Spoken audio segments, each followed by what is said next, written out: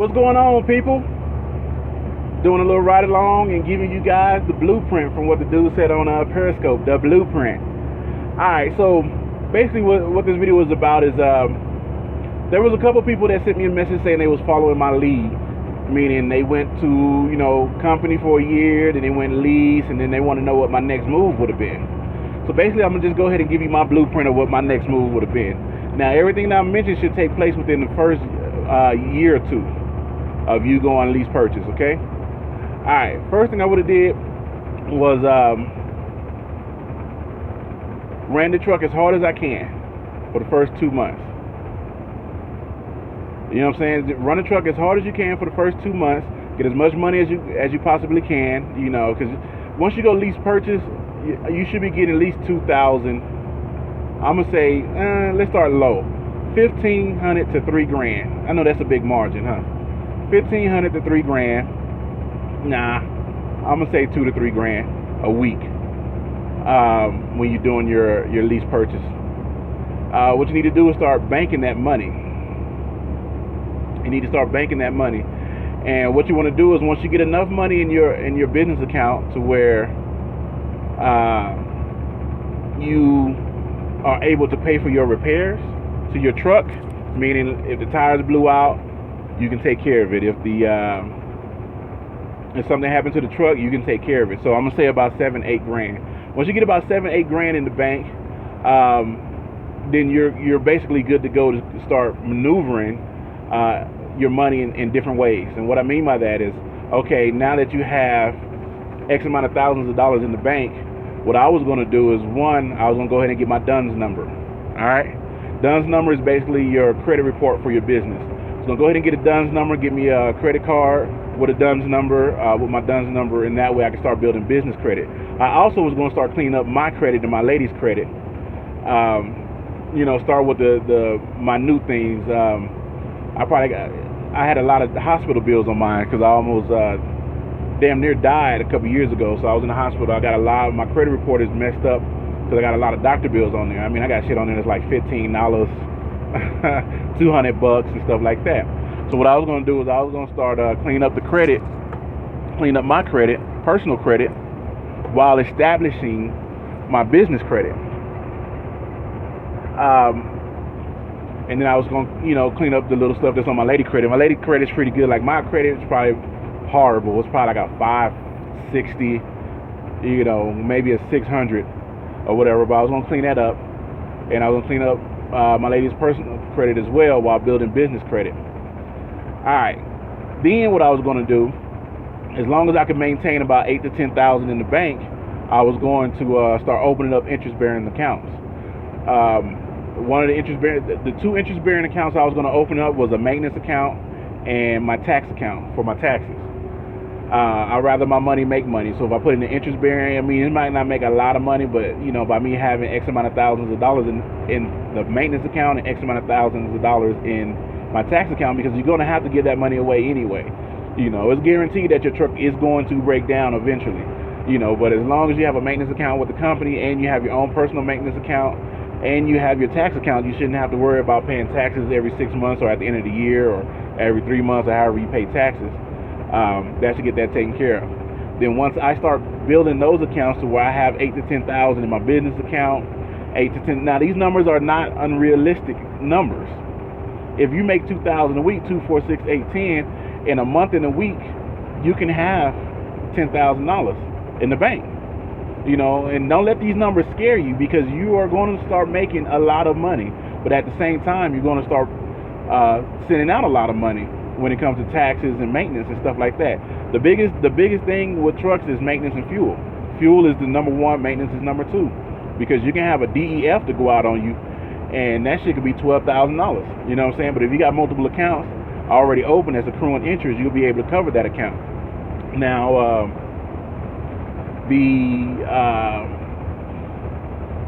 once I get X amount of thousands of dollars in my maintenance account, personal maintenance account, X amount of thousands in my tax account, and basically what I was going to do, all right, I'll make 3 checks go into the personal account or the business account. That last check will go into the tax account. That's basically how I was going to do it. So one check a month will go into taxes. That way I know I'm always covered when it comes to paying those taxes, because that's one thing you don't want to do is mess with Uncle Sam. And as long as you keep Uncle Sam happy, you can go out there and make all kinds of money. So what I was doing, I was going to learn my lanes, learn the board, start making X amount of thousands of dollars a week, and then I was going to eventually go to get my own truck.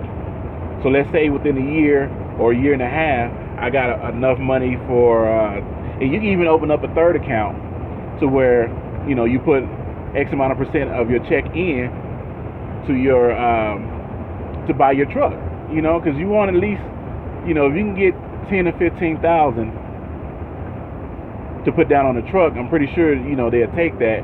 Then you've already got business credit built up because of your DUNS number and the credit card you got with your DUNS number. Then you already got personal credit because you cleaned up your credit. And all that parts. You're basically, the first year is basically preparing yourself to become your own owner operator.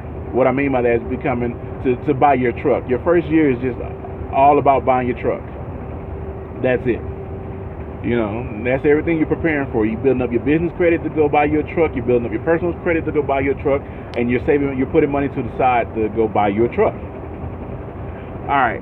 So after I do that, I was going to buy my own truck. And then once I buy my own truck, eventually I probably want to get another truck. So what I was going to do is try to convince my lady to move out of San Diego, and let's move somewhere to like Texas or something like that, where you can still buy land at a reasonable price. Because at the end of the day, what you want to do is you want to be able to be financially successful, but make sure that your sacrifices, what I mean by sacrifices is the time you're away from your family, friends, and children, you want to make it worth something. So I wanted to go out, let's say outside of Texas, somewhere in Texas, buy me a land, build a house or whatever, and have a place to park my trucks. I also was, on the family side of things, I was going to go ahead and do get a couple IRAs, because you want to be able to leave your kids something. Like if you were to die today, what would you leave your children? Well, if it's nothing, then you need to be working towards building something to leave your next generation of kids. And so basically that's what it was. It's like that was my plan. And then I say I'm gonna say a year, maybe a year and a half max, I would have had my own truck. And what I mean by that is I wouldn't be leasing a truck. The note that I'm paying is a truck that I'm buying, a truck that I want. You know what I'm saying? A Western Star, or I would never spend my money on a Volvo. Fuck Volvo gang. I'm just talking smack. Volvos are good trucks, but that was my game plan, people. So I mean, if it makes sense to you, awesome. If it don't, hey, that was my plan. Again, key word, people, my plan, and you guys are going to be along with me while I do that journey. So for the people that's following me, go ahead and start your business. You can call LegalZoom or whatever company you want to go through to start your business. Now you need to understand, once you start your business, you need to understand the taxes of your business. Like I think I got to pay like $800 a year for my business being in California. It's going to be different where you're at. You also want to get all the paperwork that you need in order to make sure your business don't get shut down. And all that stuff will get sent to you in the mail. To say, hey, you need this, and that. And you get sent. I think you can look at Chase and Andrew video where they was telling him he need like some type of documents hung up, and different things, little things like that. But that's what it was. And then on the family side, get a couple IRAs. You can probably start an IRA, $50 to $100. You keep putting money in it. That way, at the end of the day, your family, your children are taken care of. And then once I got my own truck, now can I still do that? Absolutely. It's just going to take me longer than expected because of the circumstances and situations that I put myself in. All this stuff that's happening, I put myself in. I'm not blaming nobody else. It's nobody's fault that I did what I did. And it's nobody's fault that I'm in the situation that I am. But what I'm doing is I'm making sure that I'm making the best out of the situation that I am, make sure all my responsibilities are taken care of. And the key word I keep saying is me, mine, and I, because it's all on me to do what I need to do to get everything taken care of. So for the next few months, I'm probably going to be driving company. I'm back company right now. So I'm probably going to be driving company for a little bit, and that in itself is still giving me experience. It's giving me experience to be able to get out there and do what I want to do in the long run. I'm just happy to be back behind the wheel. I'm happy to have some type of income, be paying my taxes and stuff like that, and we're just gonna keep it pushing. And I'm glad that you guys are along for the ride. Hopefully this helps somebody that was looking for the next step. Like I said, there's several different ways you can go when it comes to making money as a driver. Trucker Brown talking about he going step deck heavy. Step deck, oversized, those pay really good money. I'm just too lazy to get out there and start tarping loads and stuff like that. I'm just lazy, But there's good money to be made in it, No matter what you do, if you're doing dry van, reefer, flatbed, step deck, oversized, tanker, expedite, whatever, that's the thing about trucking is experience is experience. Get that experience and then find out what lane you want to take to make that money, and then go for it. Go for it, people, because the money is there. A lot of people will probably say, you can't make no money as a driver, but yet you got so many truck drivers out here. You got so many Class A drivers out here. So there's definitely money to be made out here on the road. Now, what do you sacrifice? Home time, family time, different things like that.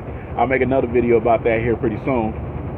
About the double-edged sword of being a driver. I've experienced, sometimes you got to disconnect from the regime. Trucker Brown told me, you got to disconnect from the regime to understand what's important. And that goes both ways. Sometimes you need to get off the truck and be with your family to see what's important as well. And I'll make a video about that pretty soon as well. But yeah, it's been a long time since I did a ride-along video. It's been a long time since I did a ride-along video. What up, people? What the business is? How you doing? What's going on? Subscribe, people. Get some of this good information. Rather it's the right way or the wrong way, I'm the right brother to give it to you. Damn it, that's going to be one of my models right there. Trucker Brown coming down, and I'm the right brother to handle any situation that you get yourself in. God dang it. But, ain't it beautiful, y'all? I mean, I'm going to just look at it. Look at this great land. Ain't it beautiful? Ain't it beautiful?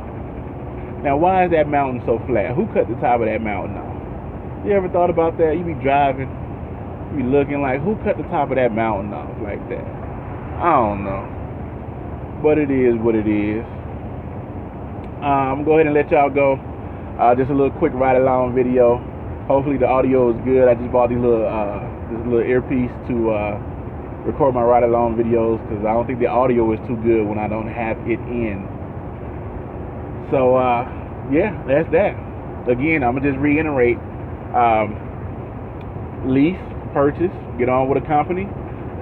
Accept every load for the first month or two.